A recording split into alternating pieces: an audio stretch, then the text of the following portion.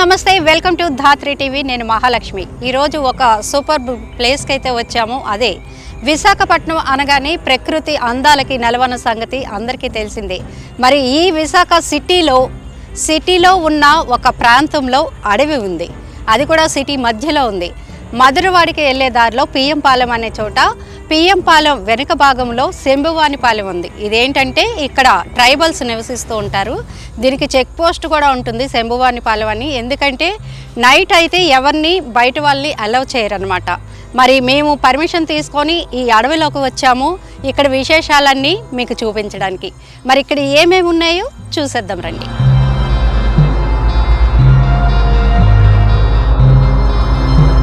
ఇక్కడ ట్రైబల్స్ అందరికీ ఒక అమ్మవారిని కొలుస్తూ ఉన్నారండి. ఆవిడే శ్రీ శ్రీ శ్రీ పైడి తల్లి అమ్మవారి ఆలయం. ఇది ఏంటంటే ఒక 50-60 కుటుంబాలు ఉంటాయి అంతే, ఇంకా బయట వాళ్ళు ఎవరిని రానివ్వరు. ఇది ఒక జాతికి తెగకి చెందిన జాతివారు అనమాట. ఈ జాతివారు ఇక్కడ ఉంటారు. మరి బయట వాళ్ళని ఎవరిని రానివ్వరు. మరి వీళ్ళంతా కొలిచేది ఈ పైడి తల్లి అమ్మవారు. ఈ ఆలయం ఉంది, ఆలయాన్ని కూడా చూపిస్తాను రండి.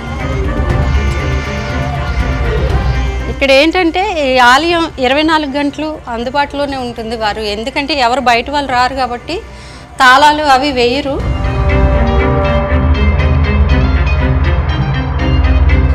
దీపారాధనతో ఇక్కడ వెలిగించి అమ్మవారిని వీరు పూజిస్తూ ఉంటారు. దీపం అయితే ఇంకా వెలుగుతూనే ఉంది.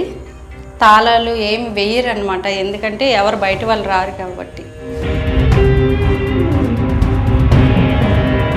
ఇక్కడ చూసుకుంటే పెద్ద పుట్టు ఉందండి. ఇది ఎన్ని సంవత్సరాలు ఉంటుందో తెలియదు కానీ చాలా పెద్ద పుట్ట. ఇదంతా అడవి. అంటే సిటీలో ఉన్న ఈ అడవి గురించి చాలా తక్కువ మందికి తెలుసు. ఇంకా ఇక్కడ ఒక 100 ఏళ్ళ నాటి చెట్లు కూడా ఉన్నాయి. ఈ చెట్టు 100 ఏళ్ళ నాటిదని ఇక్కడ ఉన్న వాళ్ళు చెప్పారండి. చాలా పెద్ద మర్రి చెట్టు ఇది.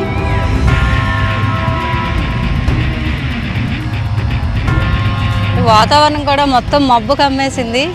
ఏ టైంలోనైనా వర్షం పడవచ్చు. అడవి కాబట్టి కొంచెం భయంకరంగా ఉంది.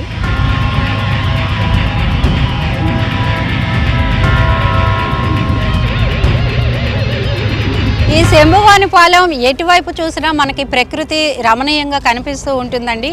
ఇలాంటి పువ్వులతో చెట్లు, అక్కడ మనకు కొంచెం ఆ డ్యామ్ ఉంది, ఇక్కడ పెద్ద చెరువు ఉంది. ఆ చెరువు ఏంటంటే వర్షాకాలం ఇది మొత్తం నిండిపోయి పైకి కూడా వచ్చేస్తుందంట.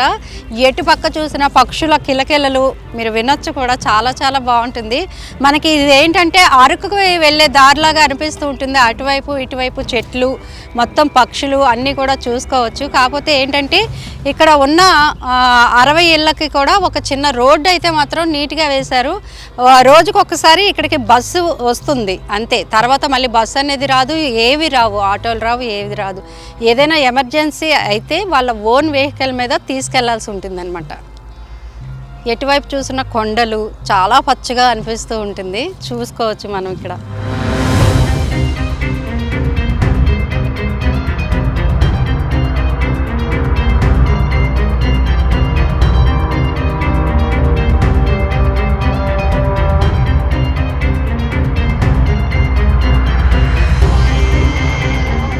వీకెండ్స్లో ఎవరైనా సరే ఈ శంభువానిపాలెంకి వచ్చి శుభ్రంగా ఎంజాయ్ చేయొచ్చండి. ఎందుకంటే మనం ఒక ఫారెస్ట్లో ఉన్న ఫీలింగ్ అయితే వస్తుంది. సో చూసారు కదండి, ఇలాంటి మంచి మంచి ఇంటర్వ్యూస్తో మీ ముందుకు వస్తాం. చూస్తూనే ఉండండి ధాత్రి టీవీ.